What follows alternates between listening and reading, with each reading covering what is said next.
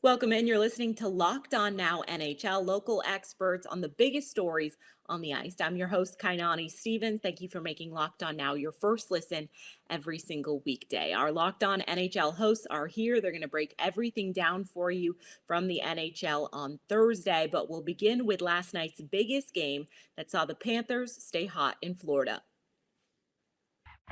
The biggest game. The Florida Panthers returned home last night, and they continue to be pretty much the hottest team in hockey. Florida scored 4 unanswered goals after giving up the first goal of the night, and our Locked On Panthers host tells you what made them so unbeatable on their home ice this season. Oh, it feels great to be home for these Florida Panthers. What is up, guys? This is Armando Velez from the Locked On Florida Panthers podcast, and the Florida Panthers defeat the Vegas Golden Knights by a final score of 4-1 in Sunrise, and now are 22-3-0 at home. Incredible what this team has been able to do at home after coming back from their West Coast trip. The Vegas Golden Knights had great goaltending early by Robin Leonard as the Florida Panthers kept attacking, but Robin Leonard kept them in this game, and they were rewarded early by a goal.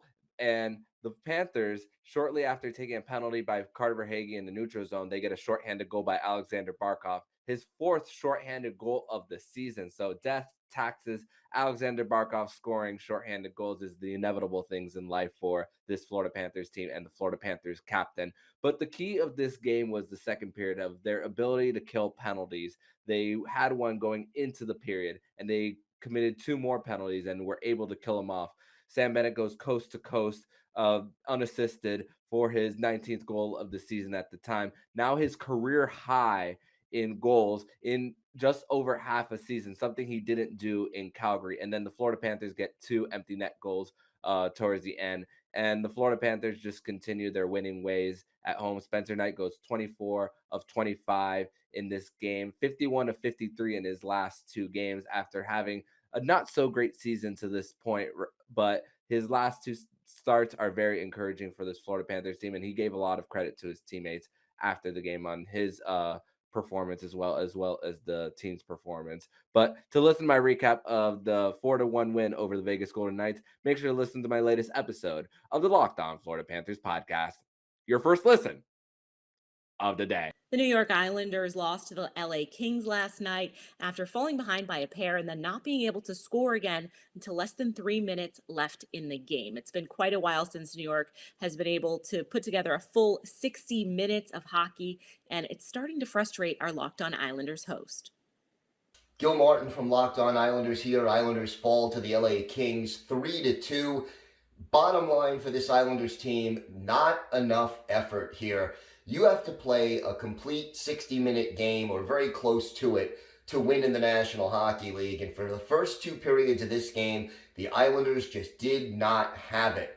And, you can play very well in the final 8 or 10 minutes of the game, but unless you've got some superior firepower, and the Islanders don't, you're not going to win too many games just playing 10 minutes of hockey. The Islanders need to be more consistent. They need to show up when the puck drops, and they certainly need better goaltending than they got from Semyon Varlamov tonight. Hopefully they'll be able to regroup with 2 home games this weekend. For more, listen to the Locked On Islanders podcast with me, Gil Martin, wherever you get podcasts.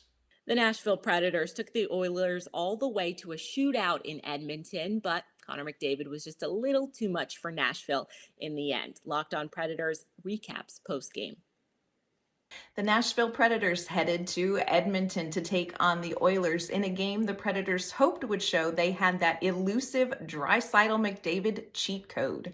Hi everyone, I'm Ann Kimmel from Locked On Predators. It was a tense game tonight in Edmonton as both the Predators and Oilers were hoping to continue winning streaks and each get 2 points in their respective competitive divisions.